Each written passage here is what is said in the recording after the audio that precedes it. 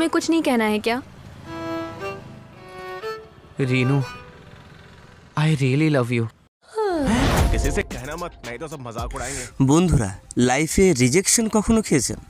আমাদের আজকের হিরো সচিন তো রিজেকশনের পিএইচডি করে বসে আছে, কিন্তু রিজেকশন যখন ভাগ্যের ফেরে রোমান্টিক কমেডিতে বদলে যায় তখন সেটা হয় প্রেমালু। চলুন দেখি হায়দ্রাবাদের বিরিয়ানি আর এক কনফিউজড প্রেমিকের মজাদার কাহিনী। अच्छा, तू ना उसके साथ कनेक्शन बनाने की कोशिश कर। देखते रहो सिंगल टिक का डबल टिक हुआ या नहीं, डबल टिक का ब्लू टिक हुआ या नहीं। अब मैं और नहीं कर पाऊंगा, मैं थक चुका हूँ। आदि, मुझे लगता है वो उसके साथ। গল্পের হিরো সচিন কলেজের শেষ দিনে সাহস করে ক্রাশকে প্রপোজ করে ফেলল, আর উত্তর এলো না। মন ভেঙে চুরমার হয়ে গেল। ভাবলো ইউকে চলে যাবে, সেখানেও ভিসা রিজেক্ট হয়ে গেল। অগত্যা বেকার সচিন তার বন্ধু অমলের সাথে হায়দ্রাবাদে পাড়ি জমায় একটা গেট কোচিং করতে। इसी वजह से उसने हमारे ऊपर स्टॉकिंग का इल्जाम लगा दिया। इसीलिए मैं यही कहूंगी कि रुक जाओ, समझे?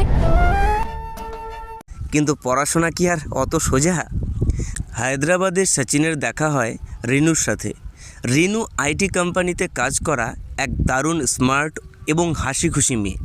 সচিন তাকে দেখেই ফিদা, কিন্তু সেখানে ভিলেন হিসেবে আছে আধি, যে নিজেকে রিনুর বেস্ট ফ্রেন্ড বলে দাবি করে, কিন্তু আসলে সে এক নম্বর অহংকারী আর শো অফ করা পাবলিক।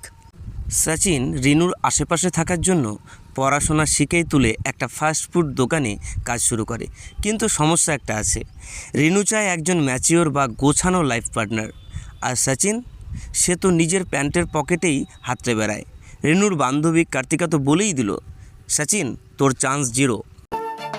तुम ऐसी बात भला उससे कैसे बोल सकती हो? तुम्हें बुरा लगा था इसलिए, सिर्फ वही मैटर करता है। সচিন অনেক চেষ্টার পর রিনুকে মনের কথা বলেই ফেলে, কিন্তু রিনু আবারও তাকে রিজেক্ট করে দেয়।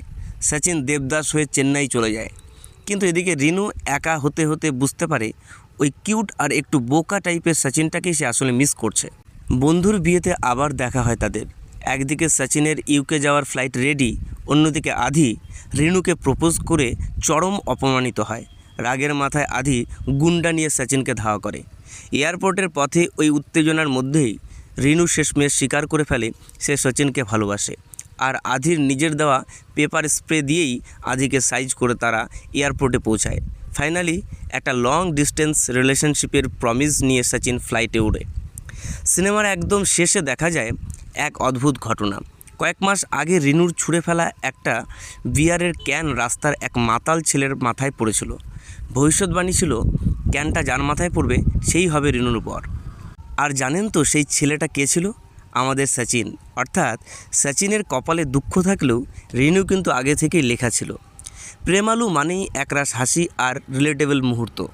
আপনি যদি এখনও সিনেমাটি না দেখে থাকেন তবে আজই দেখে নিন। আর হ্যাঁ, আপনার ক্রাশ কি আপনাকে কখনো রিজেক্ট করেছে? কমেন্টে জানান। ভিডিওটি ভালো লাগলে লাইক দিন, আর নতুন হলে সাবস্ক্রাইব করতে ভুলবেন না। দেখা হবে পরের ভিডিওতে।